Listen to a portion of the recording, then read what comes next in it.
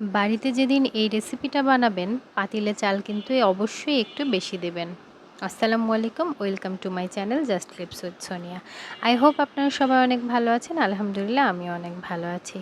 বরবটি ভর্তার এই রেসিপিটা যে এতটা মজাদার হতে পারে আমি না ট্রাই করলে বুঝতাম না। সত্যি কথা বলতে আমি নিজে আগে ট্রাই করি যে কোনো রেসিপি, তারপর যদি অনেক বেশি মজাদার হয় দেন আপনাদের সাথে শেয়ার করি। তো যাই হোক, এখানে দেখতেই পারলেন আমি বরবটিটাকে সিদ্ধ করে নিলাম মরিচ রসুন এগুলো দিয়ে, লবণ দিয়ে। দেন আমি এটাকে সুন্দর মতন ব্লেন্ড করে নিয়েছি। আর এখানে একটা প্যানে আমি তেল, পেঁয়াজ আর সামান্য হলুদ দিয়ে নিয়েছি একটু কালারের জন্য। এটাকেও আমি হালকা একটু ফ্রাই করে এর মধ্যে কেটে রাখা চিংড়ি অ্যাড করে দিচ্ছি।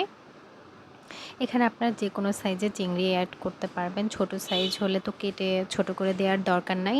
যেহেতু আমার চিংড়ির সাইজটা একটু বড় ছিল তাই আমি কেটে কেটে ছোট করে দিয়েছি। এতে করে স্বাদটা আমার কাছে ভালো লাগে, ফ্লেভারটা খুব সুন্দর আসে।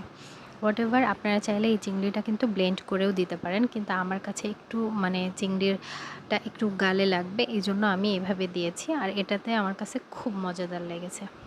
যাই হোক, আপনারা এই রেসিপিটা অবশ্যই একবার করে ট্রাই করবেন, আর ট্রাই করলেই বুঝতে পারবেন এটা খেতে কতটা অসাধারণ হয়েছিল।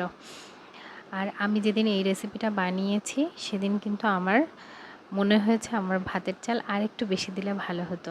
Trust me, it's not a fun, truly. তো অবশ্যই আপনারা এটা একবার হলেও ট্রাই করবেন। আর আমার এই রেসিপিটা যদি একটু আপনাদের ভালো লেগে থাকে তো অবশ্যই আমার চ্যানেলটিকে সাবস্ক্রাইব করবেন, ফলো দিয়ে পাশে থাকবেন। Thanks for watching.